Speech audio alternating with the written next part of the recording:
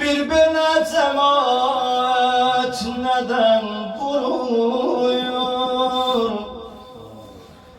Dinler oda düşüp torpaklar üstüne. Artık gücü yeten, gücü yetmeyen. Dünen de dedim, senden korkan herkes ki kaçar İmam Hüseyin qabağından. Yer herkes gelip yerden bir taş götürür, vurur ağıya. Bir nefer demir bu kömək sizi.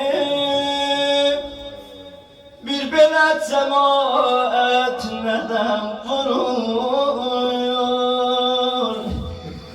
Ne günahı var bu olunsuzun? Her gelen vurur, her giden vurur. Allah ağam elə avara qalıb.